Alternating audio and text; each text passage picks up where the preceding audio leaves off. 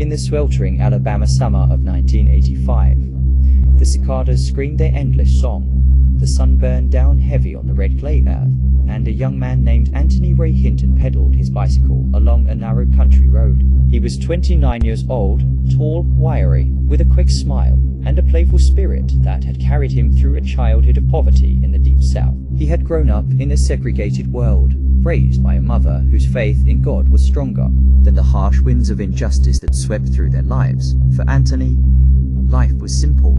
He worked at a local warehouse, cared deeply for his mother, and dreamed of love, family, and freedom. But on a June morning, everything changed.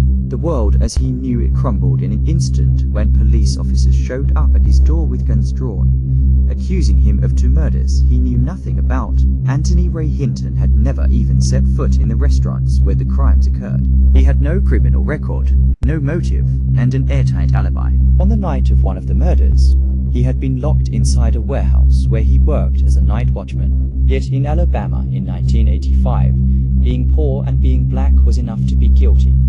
The arresting officer looked him in the eyes and, without hesitation, told him words that would burn into his memory for the next 3 decades.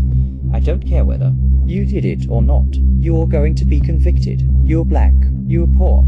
You're gonna have a white judge, a white prosecutor, a white jury, and you're going to be found guilty." It was not a warning. It was a prophecy.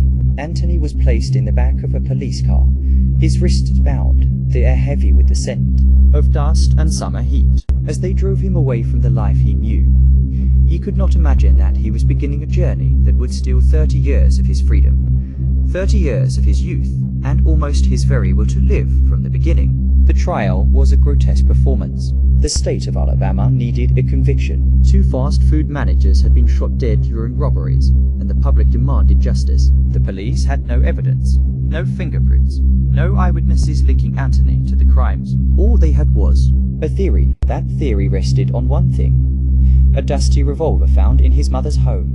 It had not been fired in years, but the prosecution claimed it was the murder weapon. Ballistics experts would testify. They said that the bullets matched. What Anthony didn't know then was that the so-called experts were anything but antennas.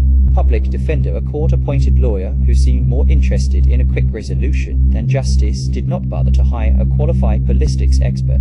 Instead, he called a man who admitted he was blind in one eye and couldn't even properly operate the equipment. This was the defense. This was the system that was supposed to protect the innocent. The jury was all white. The judge was white. The prosecutor painted Anthony not as a man, but as a monster lurking in the shadows. And in the end, it took the jury just a few hours to convict him. The sentence: death at 29 years old. Anthony Ray Hinton was told he would die in Alabama's electric chair. The prison gates closed behind him with a metallic clang that seemed to echo forever. He was led into a cell the size of a bathroom bare. Concrete walls, a thin mattress, a steel toilet in the corner. It would be his home for the next 30 years. Down the corridor, the death chamber loomed from his cell. Anthony could smell the faint metallic tang of burnt flesh whenever the electric chair was used. He could hear the clanging of chains, the final prayers, and sometimes the screams. Every time a man was led down that hallway, Anthony felt the brush of death against his own skin. He knew that one day, unless something changed, those steps would be his. The first years were the hardest. Anger consumed him, a wildfire of injustice burning in his chest. He screamed into the silence, cursed the walls, cursed the gods, cursed God. Nights were endless, days were suffocating, but then something shifted. Anthony remembered his mother's voice, her unshakable faith. She had taught him that even in the darkest valley, God walked beside him. And so, Anthony made a choice. If they had taken his freedom, they would not take his soul.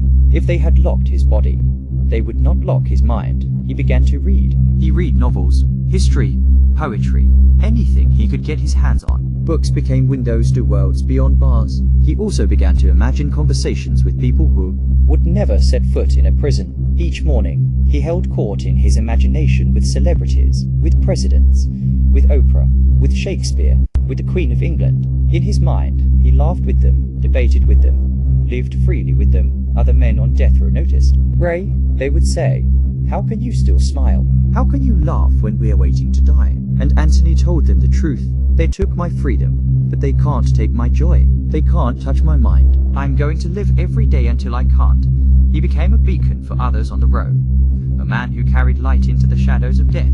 The years passed slowly, marked not by calendars but by executions. Each time a man was led away to the chair, the prison filled with a chilling silence. Afterward, the guards would casually roll a stretcher past his cell, a sheet covering the body. Sometimes Anthony knew the man beneath the sheet. Sometimes it was someone he had talked with only hours before. Years blurred together until one day, a name entered his life: Bryan Stevenson. Stevenson was a young attorney, the founder of the Equal Justice Initiative, a man who had dedicated his life to fighting wrongful convictions and exposing the racism of America's justice system. To Anthony, he was hope wrapped in human skin. Bryan agreed to take his case, and for the first time in decades, Anthony felt a flicker of possibility. But the road to freedom would be long. The heart of the prosecution's case had always been the ballistics test that claimed that bullets from the crime scenes matched his mother's old revolver. Stevenson brought in 3 of the nation's top independent experts, men with sterling credentials. Each one examined the evidence and declared the same thing: the bullets could not be matched to that gun. In fact, there was no reliable evidence linking Anthony to the crimes at all. Armed with this, Stevenson went back to court, but the Alabama courts refused to listen. Judges dismissed the findings, prosecutors dug in their heels, and appeals were denied again and again. Anthony began to despair. Would he die waiting for justice? Would the truth ever matter in a system built on lies? But Bryan Stevenson was relentless. For more than a decade, he filed motions, argued in hearings, and carried Anthony's case through every level of appeal. And finally, in 2014, the U.S. Supreme Court agreed to hear it. On April 3, 2015, after 30 years, Anthony Ray Hinton was released from prison. He walked out into the sunlight, blinking, the air sharp and clean against his face. Reporters crowded around. Cameras flashed. Voices shouted questions. But Anthony stood still for a moment, breathing in freedom. He was 58 years old. He had gone into prison a young man full of dreams. He emerged a man with grey hair and deep lines carved into his skin, but with a soul unbroken. His first words to the crowd were not of anger, but of forgiveness. "They had every intention of killing me," he said, his voice steady. "But I am not bitter. I am not angry. I forgive them. I forgive because not to forgive would only hurt me." The world was stunned. How could a man lose 30 years to a lie and still stand before them without rage? But Anthony knew the truth. Hate had no place in his heart. He had survived because he had refused to let hate consume him. Freedom was not simple. Anthony had no money, no job, no home. He had lost 3 decades of life, 30 years of birthdays, holidays, loves, and friendships. His mother was gone. The world outside had changed beyond recognition. Technology, politics, culture, all unrecognizable. But what he had was a voice, and he used it. Anthony began to speak publicly about his story, traveling across America and beyond, standing before crowds who listened in stunned silence as he described the horror of death row and the power of forgiveness. He spoke not only for himself, but for the hundreds of innocent men still trapped behind bars, and for the thousands more whose voices would never be heard. His case exposed everything wrong with the criminal justice system: the racism, the indifference, the incompetence, the cruelty. It showed how quickly a life could be stolen by prejudice, and how slowly justice moved to repair the damage. But above all, his story showed something greater: the power of forgiveness, the strength of the human spirit, and the unyielding hope that even in the darkest places, light can survive.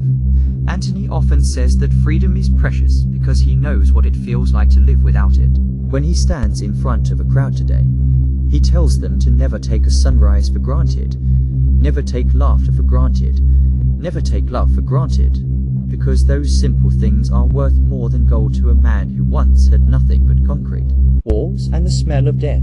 Anthony Ray Hinton was innocent. He lost 30 years on death row, but he gained something even greater: a voice that cannot be silenced, a story that cannot be forgotten, and a message the world desperately needs to hear. "Don't let hate win," he says. "Don't let them steal your joy. If I can forgive after 30 years, then so can you." And so his story lives on, not just as a tragedy, but as a triumph. Not just as a reminder of what was lost, but as a testament to what the human heart can endure.